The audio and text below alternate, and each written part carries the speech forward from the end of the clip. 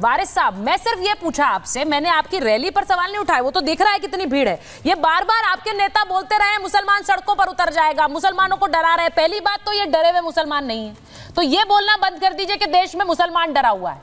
कोई डरा हुआ नहीं, ये रैली बता रही है। आपने बिल्कुल सही बोला कि हम तो डरते तो अपने बाप से भी नहीं है। इस तरह की भाषा तो मुझे नहीं लगता इस्तेमाल करनी चाहिए, लेकिन आप ही की बात दोहरा रही हूं। दूसरी बात, डर तो नहीं रहे, लेकिन आपने जो ये प्रयोग किया है कल, ये प्रयोग चुनाव से ठीक पहले किया है, ताकत दिखाने के लिए किया है। और तिरंगा रैली में सर तन से जुदा के नारों का क्या काम है, मुझे समझ नहीं आ रहा है। नारी रैली थी, तिरंगा रैली, आप कह रहे संविधान हाथ में लेकर चल रहे थे।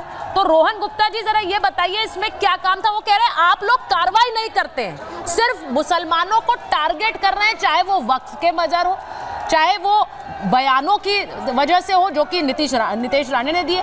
वो कह रहे हैं सिर्फ मुसलमानों को टारगेट कर रहे हैं। क्या यही कर रही है सरकार? ये प्रयोग कल दिल्ली में कर देंगे? तुलसीराज जी, बड़े दुख की बात है कि जिसने भी ये बयान दिया, मैं कभी भी ये नफरत के जो बयान थे उसके साथ नहीं खड़ा हूं। एफआईआर दर्ज हुई है, पर उसके नाम पे देश के मुसलमानों को भड़काना, अपनी राजनीतिक रोटियों सेकना, ये कितने हद तक वाजिब है?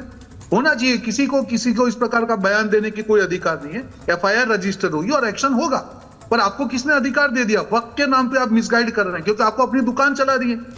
आपको लग रहा है कि भाई जो है आपकी वोट बैंक की राजनीति नहीं चल रही है, आपको लग रहा है कि कंपटीशन चल रहा है आप में और कांग्रेस में वोट बैंक की राजनीति में, कहीं ना कहीं आप पिछड़ गए हो। तो आप अपनी राजनीतिक रोटी सेकने के लिए भड़काने का काम मत कीजिए। किसी की भी हिम्मत नहीं है कि लॉ के आगे अपनी बात रख पाए, वो कोई भी आदमी हो। पर उसके इसका मतलब ये नहीं है कि वक्फ बोर्ड के नाम पे या किसी और के नाम पे आप मुस्लिम भाई बहनों को भड़काएं।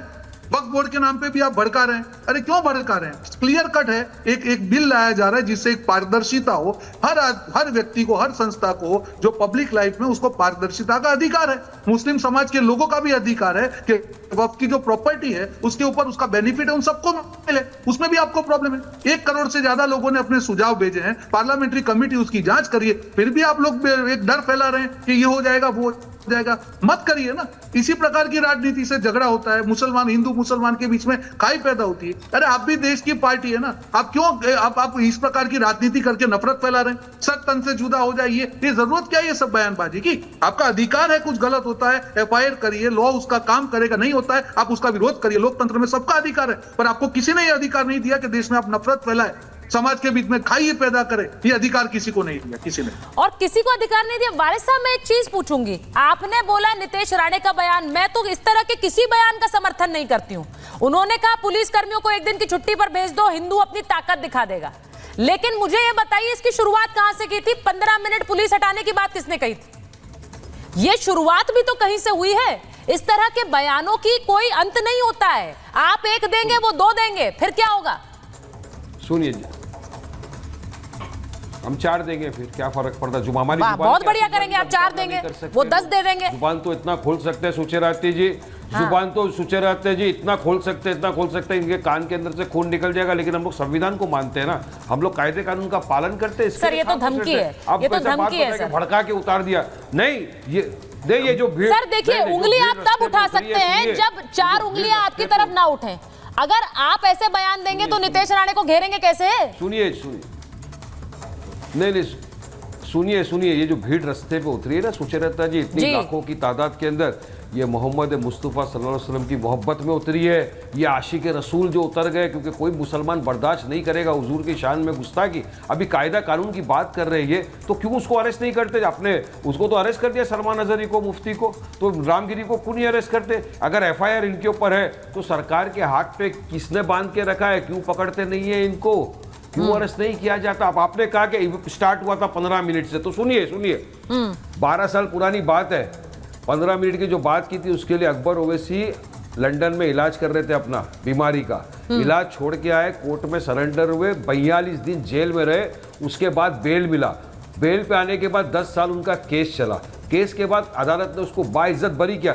चलो उठा के डालो रामगिरी महाराज को जेल के अंदर। सर पर कभी माना नहीं, जेल के अंदर ये बोले, इसलिए हम संविधान दे रहे हैं। सुनिए वारिस साहब, कभी माना नहीं कि गलत बोला है। नहीं, एक के खिलाफ ना असदुद्दीन साहब ने माना, ना अकबरुद्दीन ओवैसी ने कभी माना कि गलत बोला था।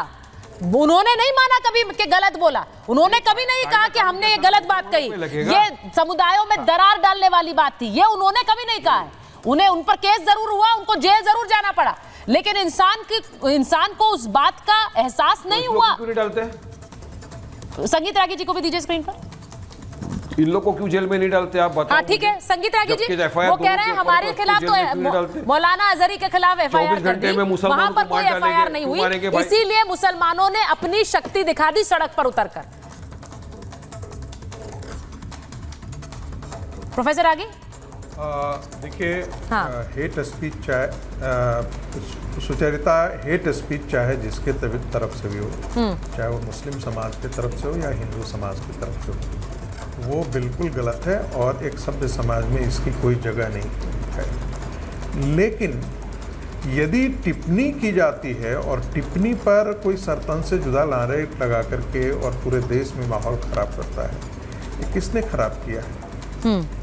जब भी होता है एक कार्टून छपता है प्रॉफिट के बारे में, विदेश में छपता है, उसके लिए भारत के अंदर हिंदुओं की हत्या करने का और भारत में कलकत्ता और बाकी शहरों में प्रदर्शन करने का क्या तुक है?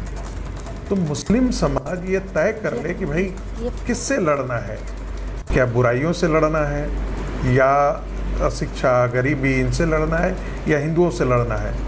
कल आप कहेंगे कि हम 15 करोड़ हैं तो कल जाकर के हिंदू कहेगा कि हम तो 100 करोड़ हैं, और 100 करोड़ हैं तो यहाँ से वहाँ तक हम सब वारा न्यारा कर देंगे। जब आपने कहा कि हम 15 करोड़ हैं, जरा 15 मिनट के लिए हटाओ, जरा हम देखते हैं क्या होता है, तो ऐसी चीज़ों से प्रतिक्रिया तो समाज में होती ही है।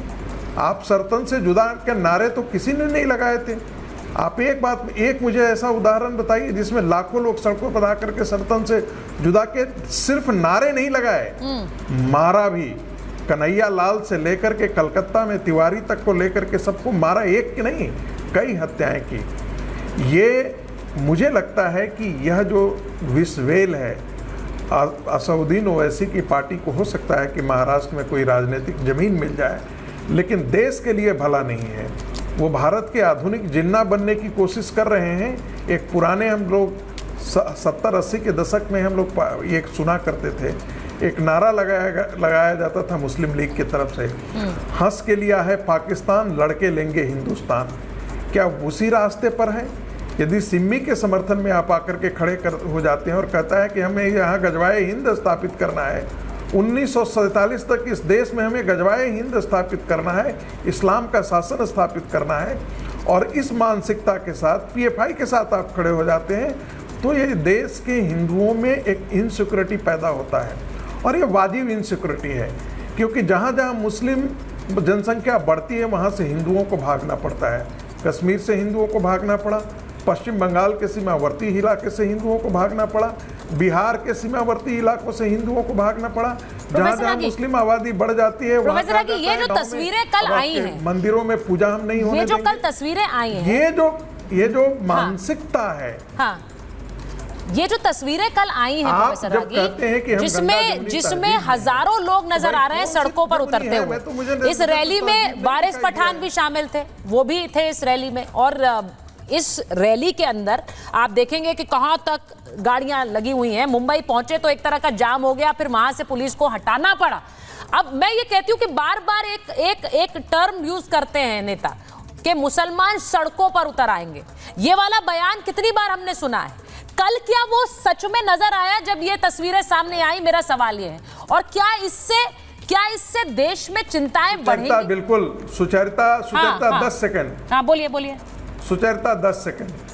कल की ओवैसी की जो रैली हुई है, हाँ, उससे वहां के आसपास के हिंदुओं में एक खौफ पैदा जरूर हुआ है। और स्वाभाविक है कि ऐसे में हिंदू समाज के अंदर भी कई संगठनों की कमी नहीं है, वह भी प्रतिक्रिया में बोलेंगे। आज नहीं बोलेंगे नहीं, तो पर सर ये प्रतिक्रिया, आपने देखा कि बांग्लादेश क्रिया और प्रतिक्रिया बहुत खतरनाक हो रही है देश के लिए। मेरा सवाल बस इतना है, ये क्रिया और प्रतिक्रिया इज वेरी डेंजरस। मैं आपको एक बात, हाँ बोलिए सर, बोलिए, फिर मैं विवेक श्रीवास्तव जी के पास जाऊंगी सर। हाँ बोलिए। सुचरिता, पश्चिम बंगाल के हिंदू अपने आप को बहुत बांग्लादेश के हिंदुओं के साथ और बांग्लादेश के मुसलमानों के साथ भाईचारा के बारे में अपनी बातें करते थे और बड़ा वाजिब करते थे। बांग्लादेश के अंदर नारा ये लगाया गया है, जिसका वीडियो आप भी देख सकते हैं, हम भी देख सकते हैं, कि हमारी जमीन पर, इस पाक जमीन पर दुर्गा पूजा नहीं हो सकता, ये काफिरों के लिए जगह नहीं हो सकती। क्या ऐसे नारे जो, पर सर वो बांग्लादेश है, बांग्लादेश के अंदर, मुझे अपने देश की फिक्र है, भारत के हिंदू बल के, मुझे बांग्लादेश की, मुझे वो बांग्लादेश है, मुझे अपने देश की फिक्र है सर, और इसीलिए मैं वारिस पठान को भी इस मंच पर लाई हूँ, संगीत रागी को भी, रोहन गुप्ता जी को। स्वीडन में, हाँ मैं एक बार आ रही हूँ सर, मैं एक